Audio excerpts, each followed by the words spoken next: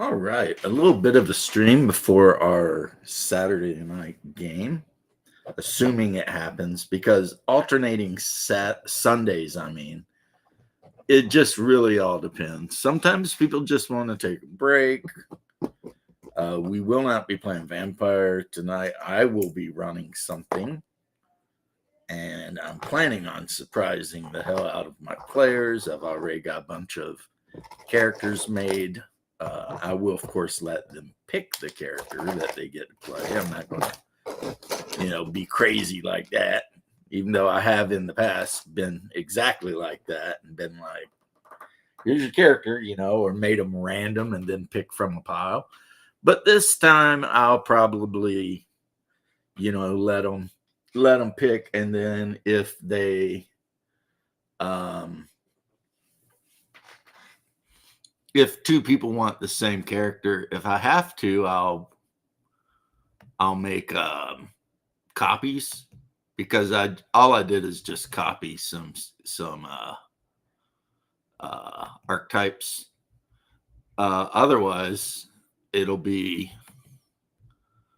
fine. I mean, let's be honest. The choice, we've got like 5 or 6 players, and there's going to be a choice of 32 different character types they can choose between. So, should be fine. In other news, table has become a table, only because I've been clearing my work area off so that I can actually get things done.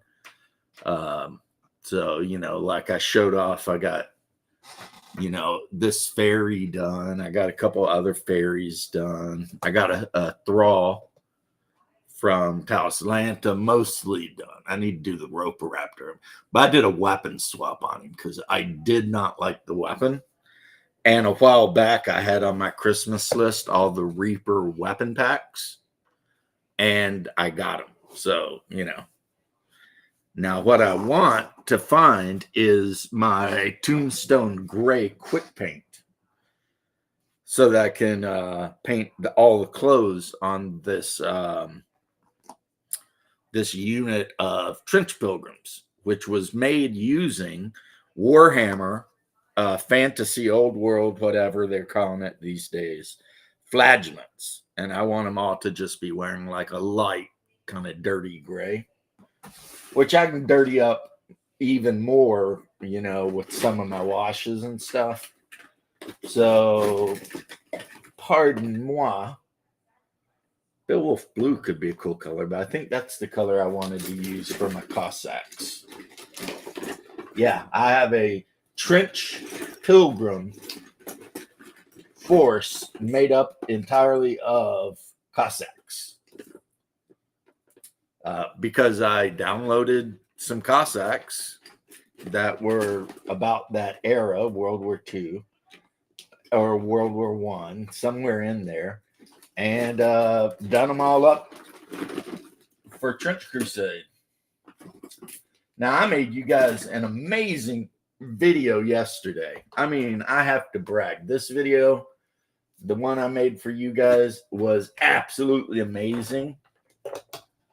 I mean, I was really proud of it. It was a little on the long side, but I know some of you guys don't mind that. And get your minds out of the gutters, some of you guys. Hey, Hungar. I just was watching Holy Diver, and you were apparently awake and saw a show. I'm sad that I slept through it. But I couldn't sleep too well last night. I don't know why. Sometimes it happens, right? But anyway, watch this. I'll change the name of the stream to something political.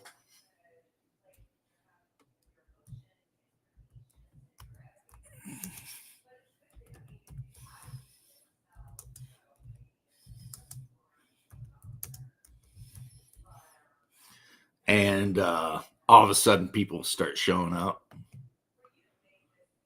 See, all you got to do is put Trump's name on anything, and it's like guaranteed success. It is really kind of crazy if you think about it. But yeah. And it's something I do sometimes because then people who are drinking raw milk a lot, and now I want to start a theocracy, a nice Christian theocracy. Hey, I understand. I understand. Even though I would prefer a monarchy to a theocracy, then again, we could do the Old Testament thing, like the Hebrew Bible, where you've got like the king is also like the high priest. So best of both worlds, right? So right there, I just put down that Trump thinks that 5e is lame. So right now, a lot of 5e players are pissed off, and a lot of people suffering from TDS are pissed off. And then they're going to come sit here and listen to me talk about how I made an hour-long video going into great detail about, a lot of stuff I do when gaming and this and that.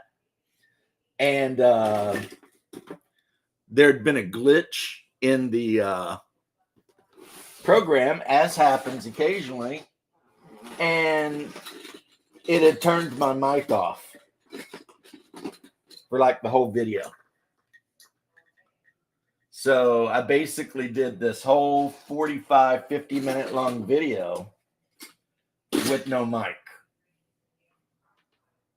So, of course, I just laughed, deleted it, and went on about my business because it was like, it must have been God's way of telling me whatever I was saying on that video wasn't really good or reflective of the way I should be. So he was just going to go ahead and make sure it didn't happen for me. And that's just how I'll take it. Because you guys all know, occasionally I'll get a weird glitch out on my computer.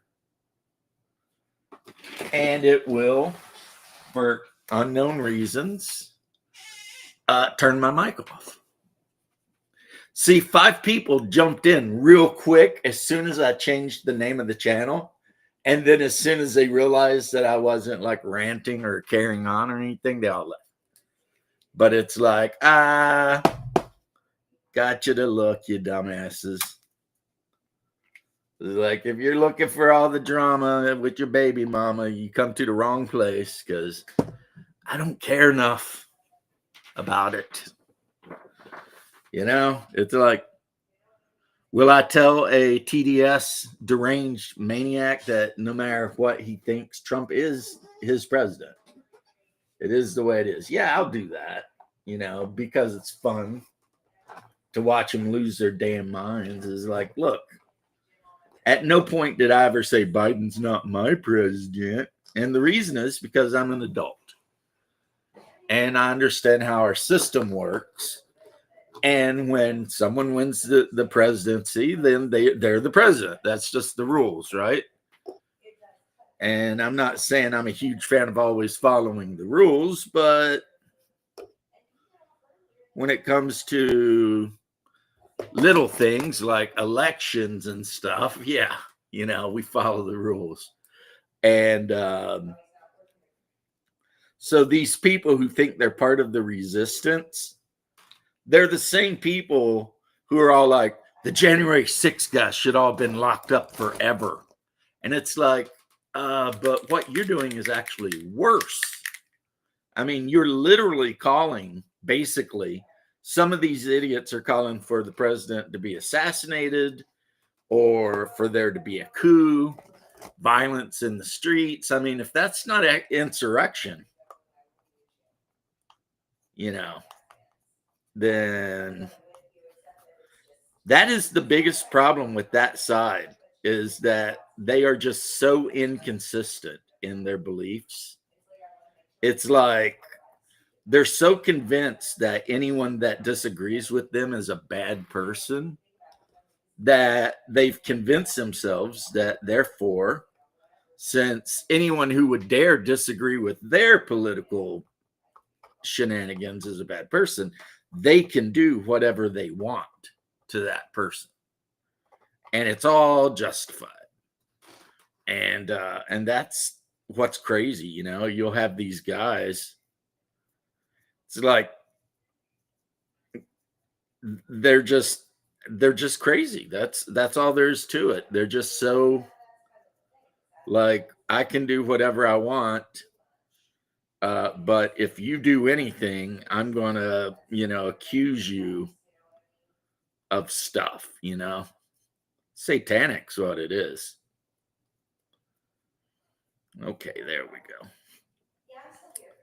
So I am painting these guys' robes up in a nice German black gray from Vallejo, which is my favorite.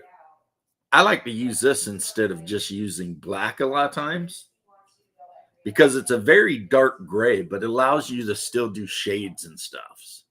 That's what happens when you intertwine your, yeah. That's what happens when anyone who disagrees with you on anything, no matter how minor it is automatically, a member of the National Socialist German Workers' Party, because you're, in my opinion, basically retarded. And somebody will be like, you're not allowed to use that word. And I'll be like, yes, I am. Sorry. You don't get to take over the whole English language and start telling people what words. It's like, if that's how you want to live, move to England. You know what I mean? Where you basically have to have a license to speak or do anything. Yeah, that's not how it flies here. Right? Retard is not a slur. Okay? It's not a slur. If you ever worked an electrician job, you know that there are voltage retarders, amp retarders. If you work in plumbing, sometimes there's things there. So it's just all political bullshit, right? But getting back to what I actually wanted to talk about, which was the Angry Tabletop Nerd, he's painting up 90 Mark III Marines. And all I have to say to him next time I talk to him is, those are rookie numbers. You need to get those numbers up, bro. You can do better. Because I think when I painted up my best Legion ever Marines for 30K, and if Hungar disagrees, don't listen to Hungar. He's retarded. And in that case, I mean it as a slur. But I painted up my army, which is the best Legion ever, and there are well over 150 guys painted up. Well over. So to my bro, Holy Diver, yeah, 90, that's rookie numbers, man. That's rookie numbers. I still have 2 boxes of the Horus Heresy box set. And I have yet to build a single Mark VI, I think. I might built one. But nope, my entire army is Mark III, Mark IV. I think I even got a few Mark V Heresy armor guys in there. And by a few, I mean like a platoon of them, like 20 or 40. So, yeah. But, Hungar, you know what the best Legion is, so go ahead and say it. Just admit it. Don't argue with me. The best Legion ever. The Legion that almost got wiped out by the God Emperor, but then turned out to be the best guys ever. It's funny, too, because the Legion that Hungar likes the most, they have a certain name, but they don't have the pedigree to even have the name.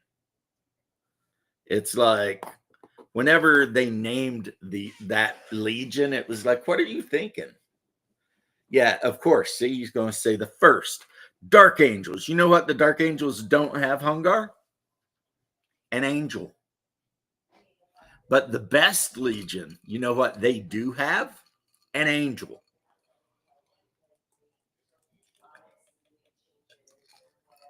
And I would be willing to bet money that Sanguinius would whip Lionel Johnson's ass in a straight up fight. Actually, I would bet Sanguinius versus any Primarch. The only reason Horus could take him out was because Horus was all juiced up on chaos. But had it been like a normal non-juiced up Horus, Sanguinius would have snapped him in half. It'd have been too easy. Leman Russ couldn't beat Sanguinius. Guilliman definitely couldn't beat Sanguinius and knew it. Rogel Dorn could not beat Sanguinius in a duel. Hell has an angel. Hell has many angels, but they're fallen angels. The one I'm talking about is the Emperor's favorite angel. As a matter of fact, the only angel. Because, so don't try to make, I know we've been talking a lot about Trench Crusade, but don't try to bring modern theology into this. We're talking about 40K here, 30K specifically. And you're allowed to like that old man from Caliban all you want. You are. Hey, he's cool. Lionel Johnson is pretty cool. But Sanguinius would rock him. And that's just, you already know that. You already know that. Sanguinius held the Eternal Gate basically by himself and was literally just killing greater demons like it was nothing. You know what I mean? He killed like how many Keeper of Secrets? Just because. He was just rocking some chaos worshiping fools.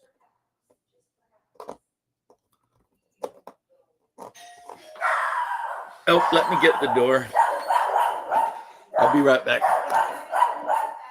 I'm getting it. Oh, hush.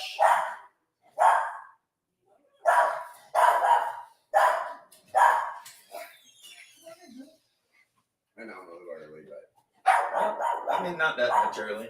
Get in here. Bear, get in here.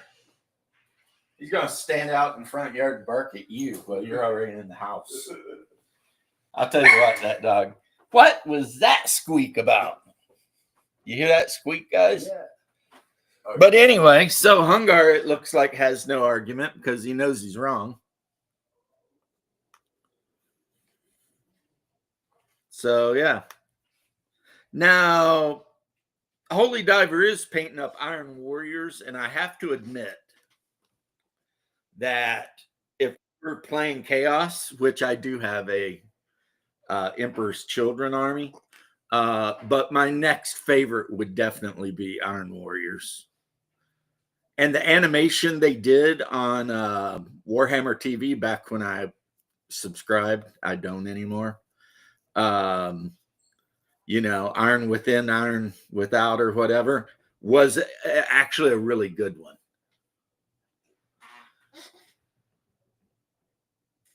Hey, Jose. Jose's been working his butt off lately, so we haven't got to see too much of him. Hello, how are you? I am very good. How are you, Jose?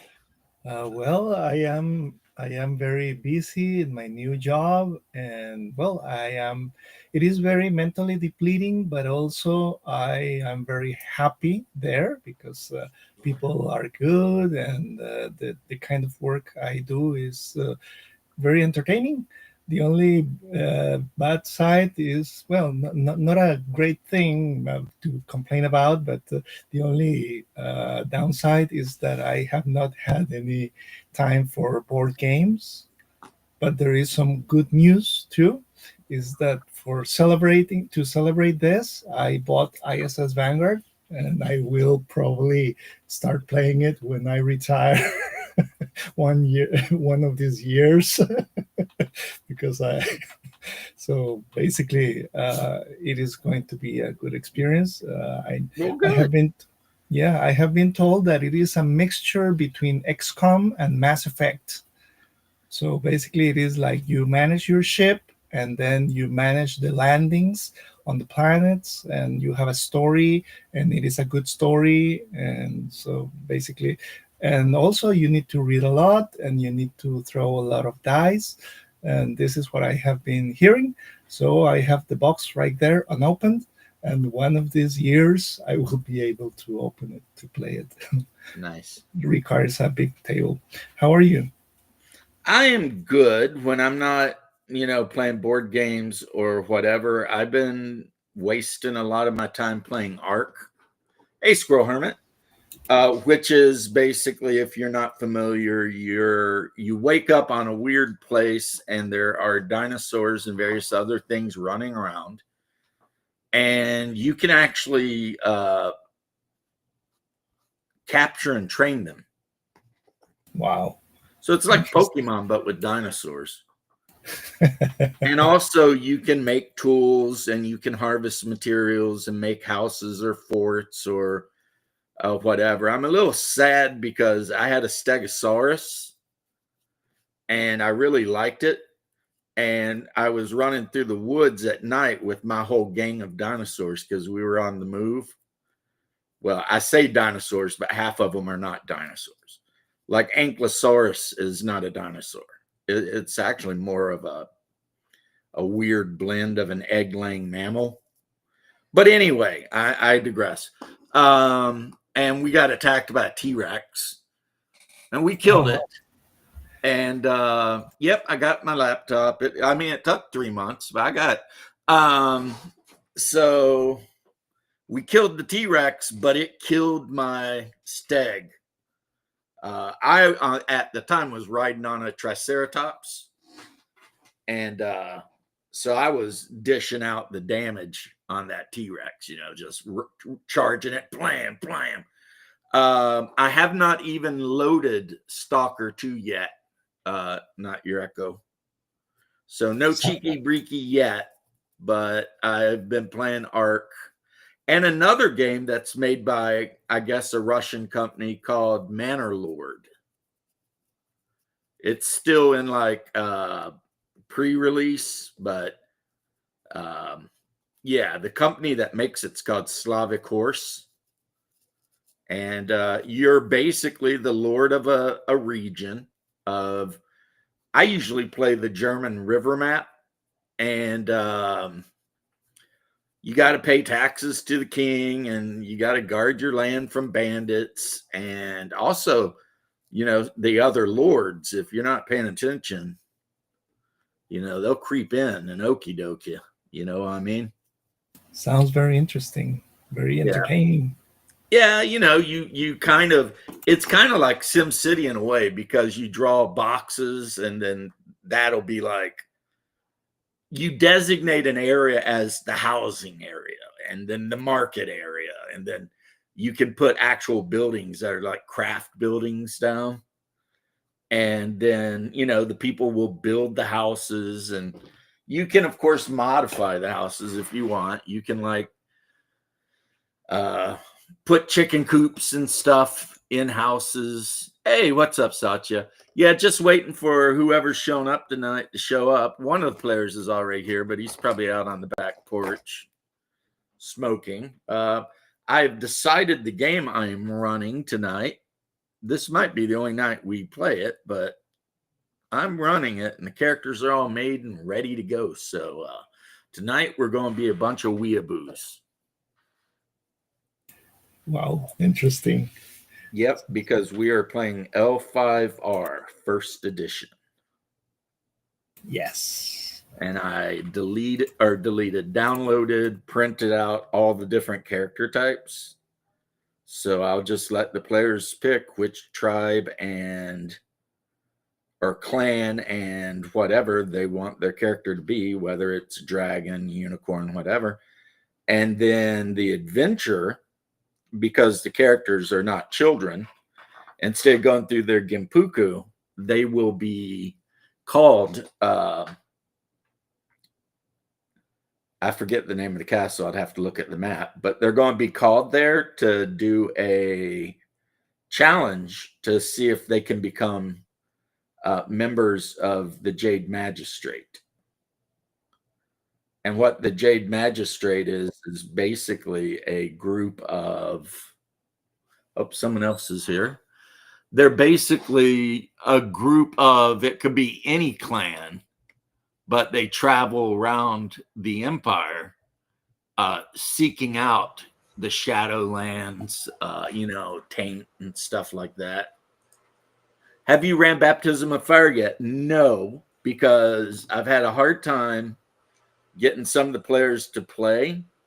And Jose and I was talking about it, Satya, and it turns out that because Baptism of Fire is set in the real world with real world religion and everything, that some of the players may feel like that's not enough.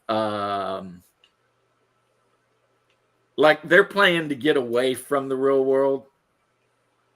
So sticking them in the real world, even though there are, fantasy monsters in it, is not quite, what they want to do. I mean, I will run it though. If I have to run it with just Hungar and one other person, I'm going to run it. But the players that are showing up tonight have no idea what game I'm running.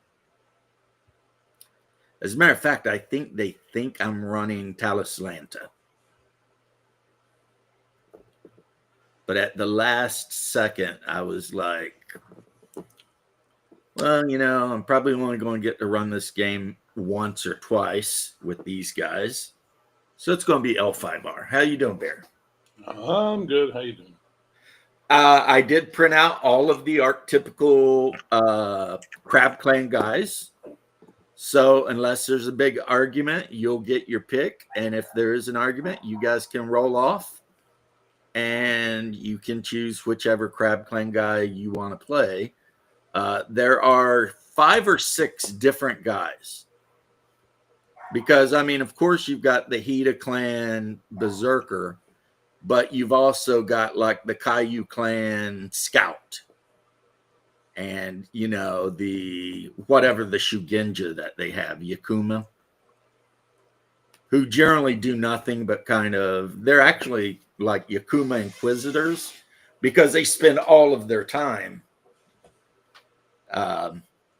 trying to root out anyone that has the Darklands taint, because the Crab Clan, Caillou and all that's right. It's the thing separating the Jose owes Bear an apology. No, he does not. He thinks he does, but he doesn't. Can you play L5R with minis? Absolutely 100% you can. And if we decide to, well, I have the old Clan Wars stuff. I've got Oni and Ninja. There are no ninjas. And every other thing possible. But tonight, because it's basically going to be a bunch of contests that the players are going to have to go through, including tea ceremony and poetry, they're not going to need miniatures. I don't think. Now, of course, here's the thing. The big secret is they're going to get chosen because they have to. But that doesn't mean it's going to be easy. Right? Because the Jade Champion definitely needs people to help him root out the heresy and everything going on within the Empire. And it's basically that would be the campaign if the campaign continues. And that's how you'll have all these guys from all these different clans working together. No. The new L5R uses proprietary dice, but I'm playing first edition, which uses die 10s. And the mechanic is you roll a die pool that's determined by a stat and a skill, and then you keep a number of those dice equal to the ring, which is why it's called, Legend of the Five Rings. So if you're rolling damage, you'll roll weapon damage plus strength, but then the weapon will tell you how many dice of that pool you actually get to keep for the damage. However, it does have exploding dice, and it runs on a die 10. So a katana is a 3K2 weapon, right? You roll 3 dice base, keep 2. And then if you've got like a 2 strength, you roll 2 additional dice. So you're rolling 5, keeping 2. But if you roll a 10, you re-roll and add to it. And you can keep doing that forever. Now, your typical character has around 28 hit points before they're completely dead. And there's a couple of levels above that because it uses a wound chart where they could be seriously injured, knocked down, whatever, right? And then just dead. So, yeah, a guy with a katana, if he hits you and he rolls really good, you're rolling a new character. Well, in this case, you're just looking through the stack of.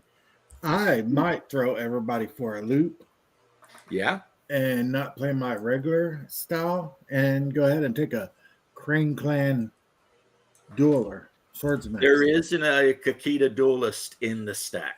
Set them aside for me. Yeah, set him aside for me. George, L5R, Cool White Clan. I have 5 of the, how in each clan book they had the pre-made characters? I printed all those out. I put them in a stack, and the players will get to pick.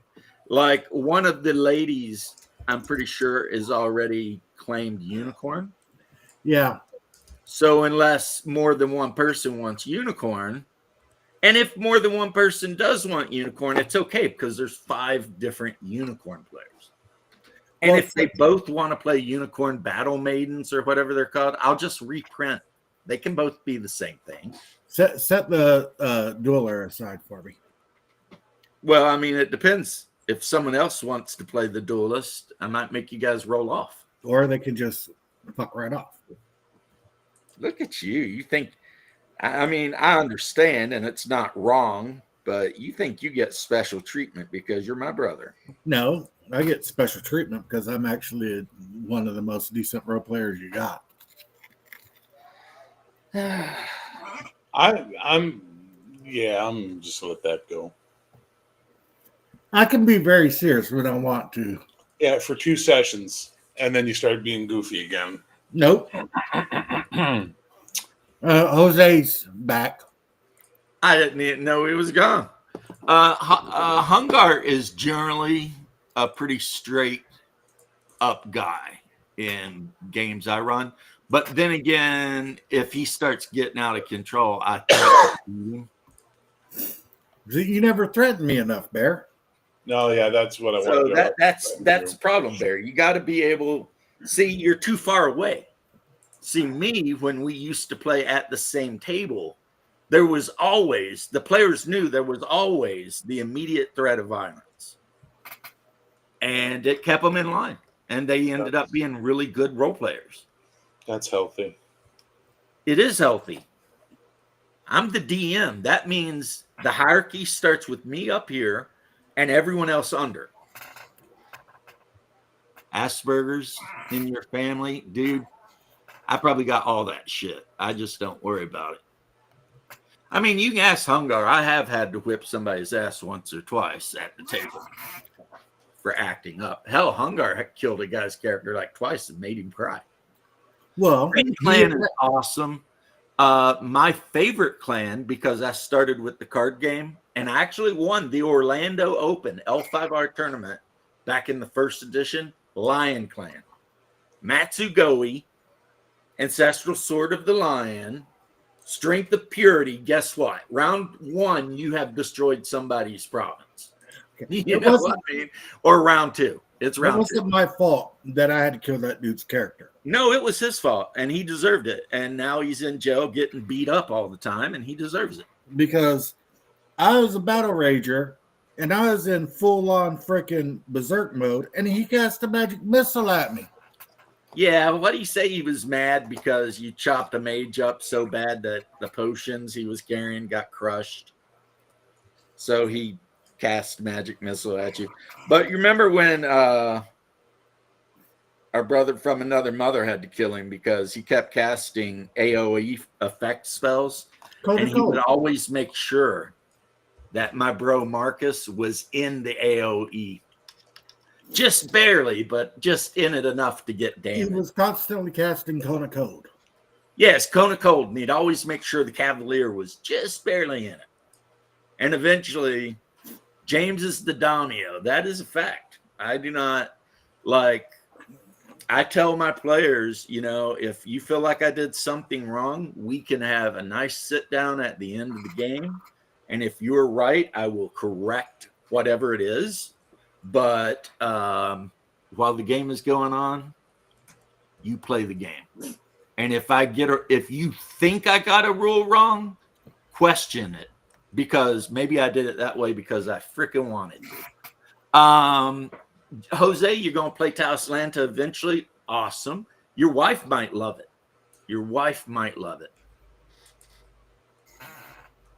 Internet decided bandwidth would suck. But look on the bright side. You live in a tropical paradise. Hell, I think if I lived where you lived, I wouldn't even be on the internet. I'd just be out running through the jungle, fighting monkeys or whatever you do down there. James would be running down the street. People would be like, see that fucker there? He punched a monkey. Allegedly. Right? Everyone being like the kind of sticker you put on the back of your truck. And it just had an ostrich, and underneath it just said allegedly. It was like, hunger do not dishonor the crane. I take L5R very, very serious. He does.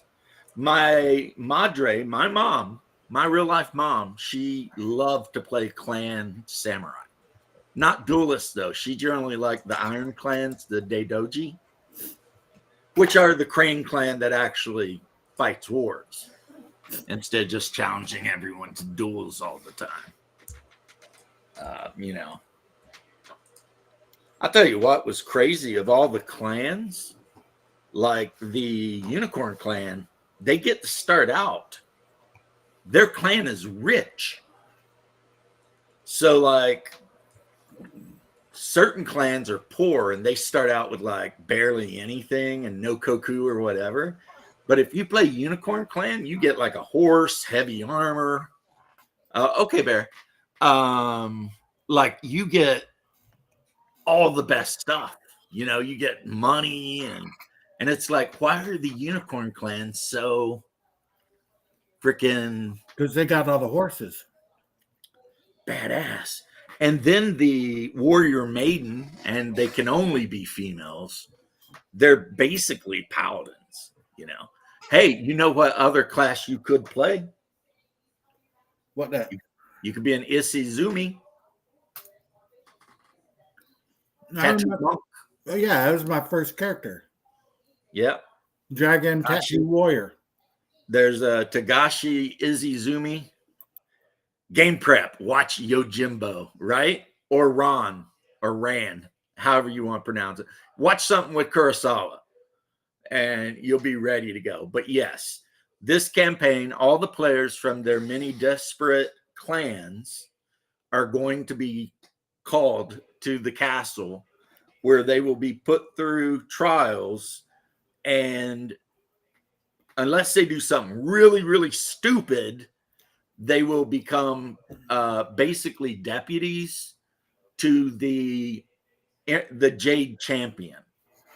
And then that means their job working for the Emperor, Hantai, will be to travel around wherever they're told to and try to root out sorcerers and Shadowland stuff and things like that, and then kill it. Onis, and various other yokai. Yeah, the Unicorn clan is straight up Mongols. Yeah. Like most of the other clans are like, they're Gaijin. They're not even, But it doesn't matter though, because every time anybody ever tried to fight a war with them, they got wrecked. There's no ninja here. Ninja is an actual. I have one, There's no ninja here. but he's not ninja. But he is a Scorpion Clan Shugenja or Shinobi. So if you wanted to play a Scorpion Clan Shinobi, that is a thing. I mean, honor 0, but loyalty freaking to the moon. Because that's their pillar. Their number one pillar is loyalty. Yeah. So, whereas lion is honor. And crab is sushi. And crane is just straight up mess you up. Well, I mean, it depends. I've had more than one Akado tactician killed getting into an argument with a Kakita duelist. Yeah. Now, if that Kakita duelist were leading an army across the field from me, I would wreck his ass. But the thing is, they don't lead armies. But the thing is, they insult you and they get you to challenge them to a duel, and then they cut your head off. They pull the okie doke on you. You're right. See, Scorpion Clan is the way to go because the Kakita duelist challenges you to a duel, you poison his ass before the duel. And then it's like, yeah, you're like, I will meet you under the cherry blossom tree tomorrow at noon. And then that night you sneak into his hut and cut his head off while he's sleeping. And then it's like, who knows what happens? What makes a clan a clan? Jose, that is an awesome question. In L5R, the sun and the moon had many children. And these children eventually fell from the heavens onto the earth. And each of these children created humans to serve them. And each of these children, which are called the kami, had certain unique traits. And the humans they created to serve them took on these traits. So therefore, Akado, who become the kami of the Lion Clan, he created the Lion Clan, and on and so forth. However, unfortunately, there is the one kami that fell far away, and he fell so hard that he ripped a hole through reality to Jigoku, which is hell, and that would be Fu Ling. And he basically become the super evil devil. And because there's a whole rip directly to Jigoku, that whole region was overrun by Oni and shadow creatures. However, the Crab Clan, because the Caillou family of the Crab Clan are known to be great carpenters, built a gigantic wall to keep the Shadowlands out of the Empire. And then they all had a massive duel, and Hantai won. And he became the emperor, the first emperor of the Rokugan Empire. It's like a weird, it's like 80% Japanese and 20% every other East Asian culture. Like some of the minor clans, like George's thing, like let me check to make sure it's not my mic acting up again. No, it's not. Like the Mantis clan, they're really a lot more Korean than Japanese, and they're a minor clan at first. Like, 100 years into the whole storyline, they end up becoming a major clan. And then you can play Ronin if you wish. You could even be part of the army of Tottori, who used to be a Lion Clan general, but he got set up for murder and stripped of all of his rank and title and honor. But then he realized that there was some bad shit going on, so he put together an army of Ronin to try and stop it. Or you could be like the most beautiful samurai in all of the empire, Bayushi Paneki, the honorable Scorpion Clan. warrior, who is also said to be the most beautiful samurai in all of the Empire. There was a YouTube channel that used to always make fun of him. Yeah, he doesn't even wear a mask. His mask No. is no mask. He didn't wear a mask, which every Scorpion clan, for the most part, wears a mask. There's even a story about a Scorpion clan guy that got in trouble and everyone was trying to hunt him down and kill him. So he just stuck his mask down off and put on normal clothes. And since he wasn't wearing the crimson and black with the Scorpion on, and he didn't have his mask on, no one knew who the hell he was. He's just some random guy walking down the street. Silly. Oh, the card game tourneys were so great. Unfortunately, the one I played in, apparently during that era, which is the first era, Imperial, I think, Lion speed decks dominated every tournament in the world. I like and they were all led by Matsugoe, who seems like not a good character. He's 1/3. So he seems like, oh, he sucks 1 power, except his honor is 4, which means you can play Strength of Purity on him, which gives him like +3 or +4 to power. And then also he can equip the Ancestral Sword of the Lion, which gives him a bonus equal to his honor.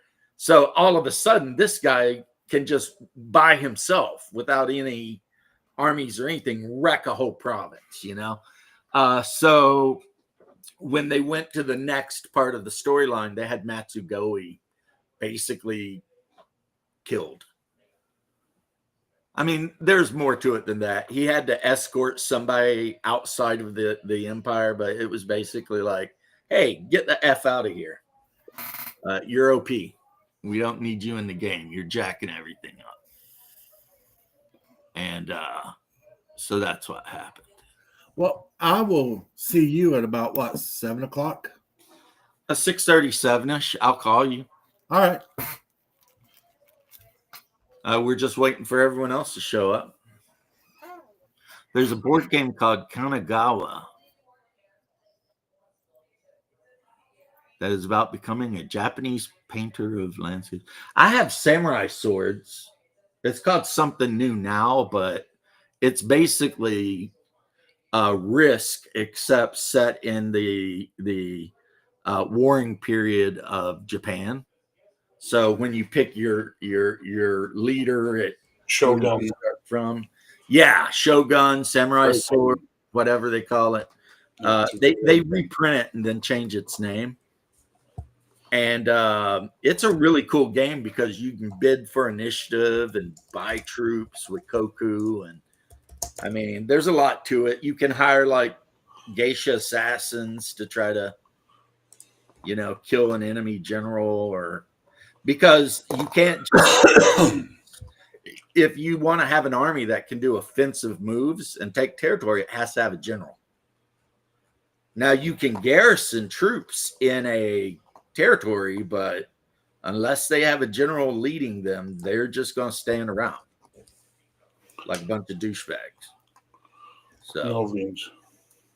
So yeah, that's basically what's going on. We'll start in about 30 minutes or so. Arigato gozaimasu, James-san. Yeah, look at you. Fucking weeb. Arigato, Mr. Roboto. Yeah, you fucking weeb. Why don't you go hug your anime pillow? Man, oh man. No, I was kidding, Jose. Jose, you didn't have to go. Jeez. No, his internet's acting up. My anime pillow is the big-breasted Korean girl on that video game I played. The big-breasted Korean girl on that video game I played. Yeah, I played the game 5 Hearts Under One Roof, which is a Korean, like, make choices and maybe one of the 5 women or whatever. And I ended up with the 35-year-old chick with the giant tits. So, cool. A lot of people were complaining about how hard that game was. I saw it on, what's his name? Asmongold was playing it, and he was bitching his freaking whole, he's really upset about how difficult of a time he was having. And I was like, I can beat it. And I was right. And I did. I beat it with every ending. But the problem is some of the girls that you can hook up with are like, I don't know, 20. And that made me feel kind of weird. So I went with the 30-something-year-old professional with the massive boobs. And of course, the actress they got to play her is like a Maxim supermodel in Korea. Because if you do certain things in the game, it gives you like behind the scenes stuff. Uh-huh. Yeah. And she is apparently was in a bunch of Maxim magazines in bathing suits and stuff. In the game, she's really, really kind of mean to you, but if you make the right decisions, you win her over. And then once you win her over, she's like super the best. You know what I mean? So it's like that. It's like the Taming of the Shrew kind of thing, where she looks down on you and treats you like shit. And then, once you earn her, I don't know, ardor, then she's like your girl. And then one of them's like 18. I felt really weird about that one. I was like, nah, my character can't be dealing with no 18-year-old. He's 30-something. I'm not into the cute Asian girl. That kind of makes me feel like the mean boss bitch with the giant tits. I was like, yeah. I have a theory based on a lot of guys who are into Filipino girls. Filipino girls feel very childlike to me in the way they look and behave to a certain extent. And I think a lot of guys who go for Filipino girls might have a little bit of that streak in them. You know what I mean? Okay. I mean, It's a theory. I don't don't know, but it's I can't argue either. It's like, you could be right. Ooh woo. Yeah. The whole little ooh woo chibi shit pisses me off. Oh, dude, have you ever? Okay, I'm not to get too deep into the woods, but have you ever tried to watch like Japanese adult films? The noise they make doesn't sound erotic. It sounds like they're in pain or being tortured, and I'm like, this is not a turn on. You know what I mean? Yeah. This is just really creepy. I try not to watch any of that, but I have to admit I've heard. Yeah, you've heard that noise, right? That's what I'm talking about. Is that noise they make? It just doesn't sound sexy. It sounds pained.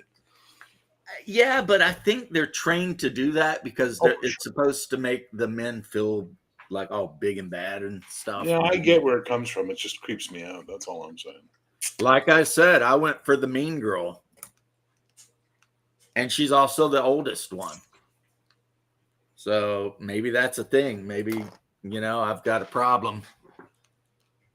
Because I was like, well, she's 30-something. She's a professional. She works at a corporation where she's a manager. She's kind of a bitch. Yeah, that's definitely the one I'm going for. Now, I don't know what that says about me, but the really like cutesy 18-year-old one that, was always doing the ooh type shit. I was like, no. It's just me. It's never just you. You're always special. So, yeah. But so yeah, I did play that game and it was actually pretty fun, but also pretty cringy. And like my wife was with me while we played it, and it was like these kind of games are apparently super like popular in Korea. And wow, somebody's just in there raising hell, aren't they? It sounds like your players are showing up. They are. We weren't so much working out, we were doing a walkthrough and everything else. Making up the plan, etc. Okay, let me do something here before I have to go. Okay. Boom. Yeah, he chose Okay. to go to the barbecue thing and everything else and not try to get any of his fucking laundry or anything else that he Jesus would have needed to get done this weekend so that he'll be all set for work in the morning. He chose his barbecue. That's over the to one his I dad in ended the up morning getting to married do to. fucking shit. Okay. No, we were I don't feel so bad about my comment about Japanese porn then. well, that's his shit. Well, I mean, you don't get to actually do anything in the thing. It's not a sex game or anything. I wasn't there to what, watch his fucking clothes for him? You're being recorded, lady. Sorry. Hey, I'm not sorry. Go nuts. I'm just saying. Who is that? Huh? Is that your wife? No, my wife would never yell and carry on like that. I don't know, dude. I'm My hearing a wife female my wife voice. is that cold, icy rage. Okay. This is our friend. I think she's like mostly Southern European, Italian, Spanish, whatever. God knows what. So she's loud and boisterous and like Yeah. over the top and Sassy and brassy. uses her hands a lot to talk. But my wife is like ice queen. It's like the quieter she gets, the madder she is. But tall and pretty. Yeah, that woman I showed you, that was a picture from like a Maxim. But it was actually not a horrible game because it was like you'd be put in situations and you'd have to make different choices. And then if you screwed up the choices, then you wouldn't be able to go on to the next chapter. And that's what Asmongold was bitching about because he was stuck on like chapter 3 for like days. And so I was like, let's see if I can do this. And the answer was no, I couldn't. So then I went online and I'm like, how do you get past chapter 3? And I read the thing and then I did it. And I got past chapter 3. It's pretty cool. So I cheated, honestly, guys. But yes, it does amaze me that games like that are super popular in Korea, Japan, apparently. And the people who play them mostly are women. So, there you go. Apparently those kind of games are very popular with young ladies in East Asia. So yeah, I was reading about the boyfriend bars in Japan and like how many women are like just spending tons of money in those places. Like there's a whole story about one girl who wound up having to go into prostitution to be able to pay her bills and stuff, like the amount of money she owed. It's like it's just crazy to me, It's like these young men, they go and they sell the boyfriend experience. And what's crazy is, unless the woman is independently wealthy and single, her husband pays. Yeah. For her to go out and I agree. It's like it's a little crazy. It's like no way would I hand my wife $1,000 to go out to some bar and have whatever the hell the boyfriend experience is. But what's up, Off Grid? How you doing, homie? But that's a thing there. It's just like this too. It's like in a lot of those cultures, if the man sleeps with a prostitute, it's not bad. No, it's as long as like he doesn't actually spend money on her outside of that. Yeah. Because if he spends money on her like dating, then all of a sudden rules have been crossed. But if you just want to go put your wang in some random prostitute, that's okay. Do you remember when they had a computer called Wang? Remember those days? I think it's Chinese, yeah. I remember those days. But there was this show on HBO we used to see on one of the channels here that would pick it up called Not Necessarily the News or whatever. And they ran a commercial, a fake commercial of this guy explaining something like, so I can't remember what it was for. But he's like, I have a long, hard day at my office. And when I come home, I just want to sit down and play with my wang as he sits down at the computer station. I was just like, that's funny. Play with my wang. And he's referring to the computer. Though the internet hadn't been invented yet. Eventually those became synonymous. Well, but yeah, the main reason, like me and Leth talked about this quite a bit because he really loves Trigun. And I have tried to watch the anime Trigun and I can't get into it because of all the chibi bullshit. Like if they would just do the show like serious, Yeah. like the way it most of the time is, then I'd be like, oh yeah, that's a good show, right? But every time I'm watching the show and his head gets really big and then they put like, the drop and Yeah. I don't like that. it takes me right out of it. I'm just like, nope. And that's why I like Ninja Scroll and Berserk because hang out with the wang out, yeah, rock out with the cock out. You know the deal. And that's why for anime, I prefer Ninja Scroll, Berserk, things like that, because I do not appreciate the chibi bullshit at all. It, to me, is just antithetical to my culture, my everything. But some people, for some reason, like it. And, do I side-eye them? Yes. Yes, I definitely do. Because if you're into like chibi shit and lolicon bullshit, I'm going to kind of give you a look like, I'm not accusing you of anything, but I am keeping an eye on you. You know what I'm saying?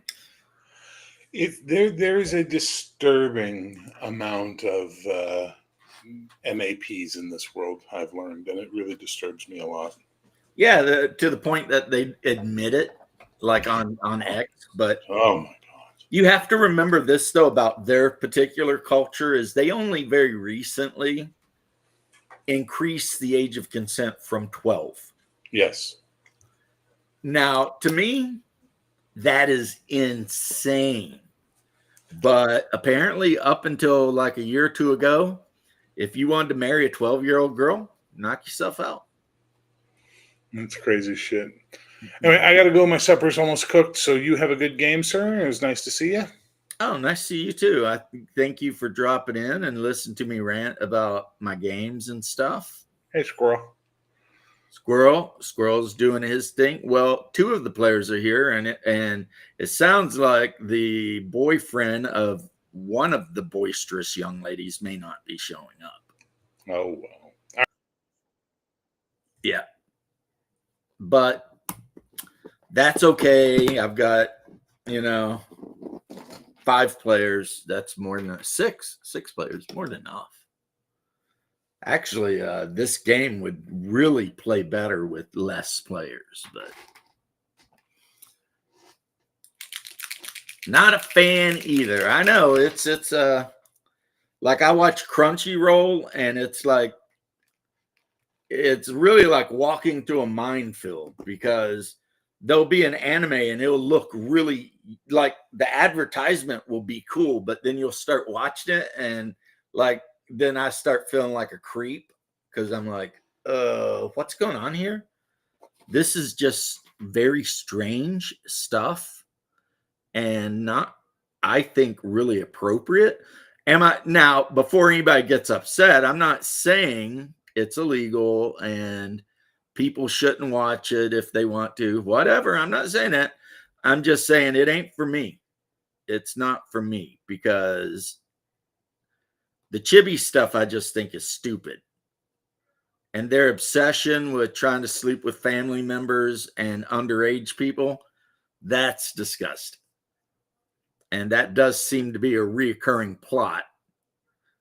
Like I tried to watch Bleach, but it was like the dad in Bleach spends so much of his screen time trying to catch his daughters naked while they're bathing or whatever. And I'm like, is this a normal thing in Japan? Like, are they really that open-minded about these sorts of things? Because I know I'm from Kentucky, but, we don't do these things.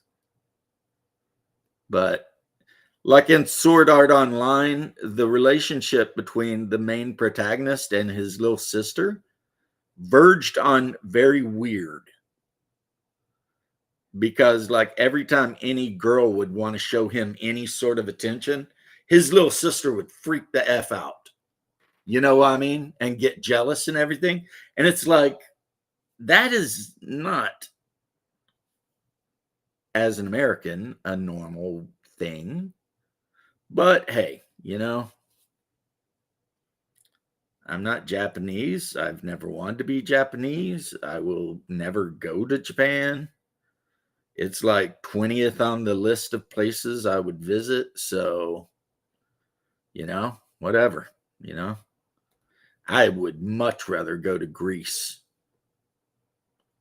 or Italy or Spain, you know.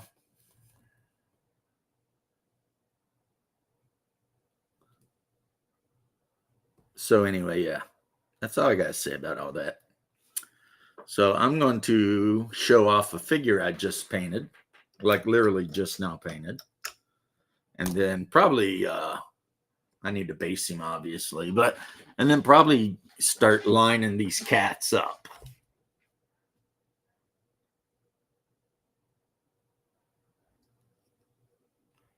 This is called a chorister.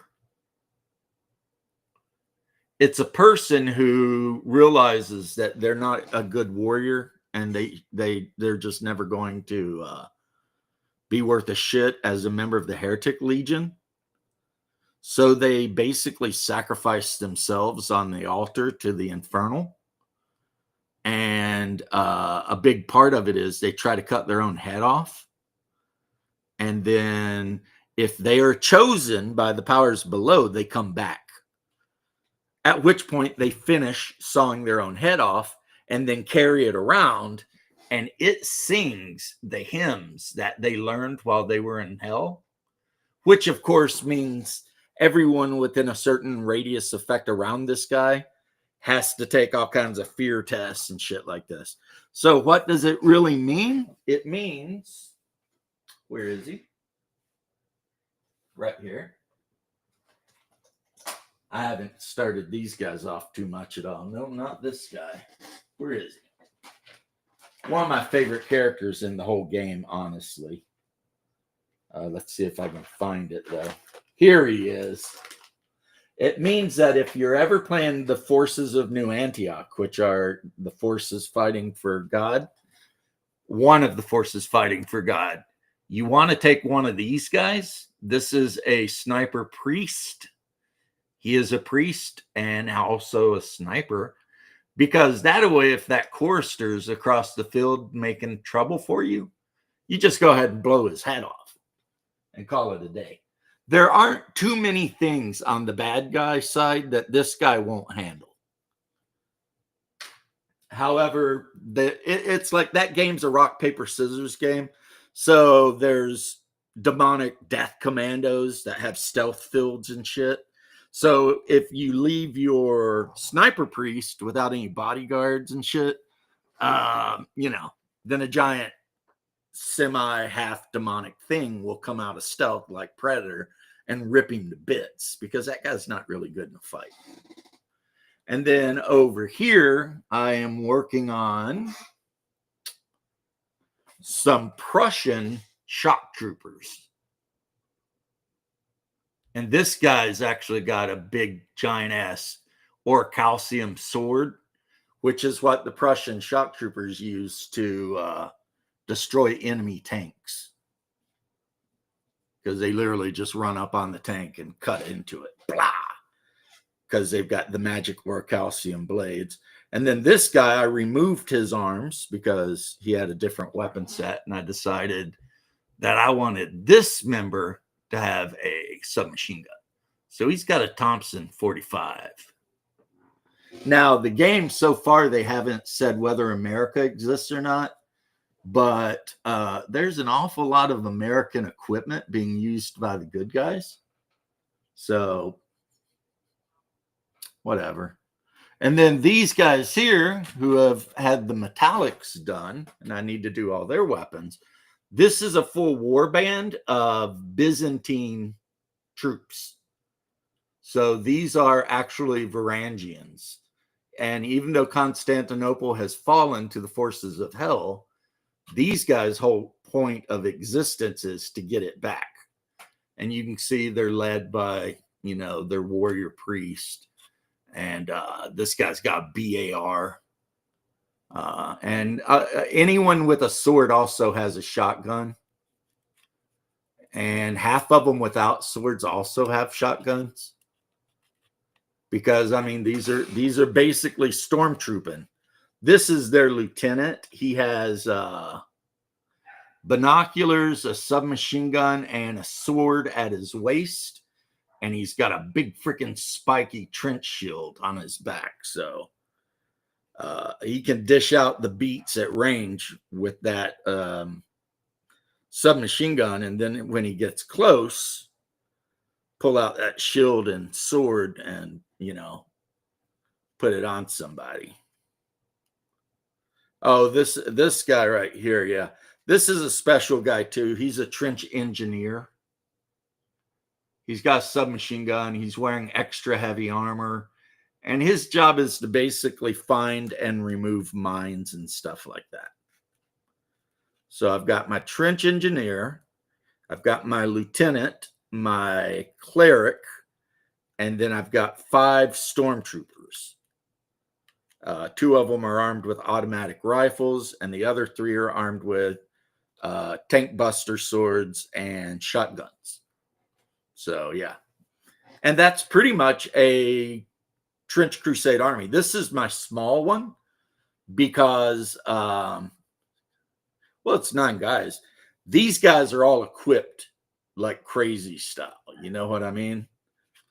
Like, instead of just having 1 or 2 very powerful characters that have all the good equipment and then a bunch of yeomen or whatever, I went the opposite way with those guys and made sure everyone had the best gear I could afford.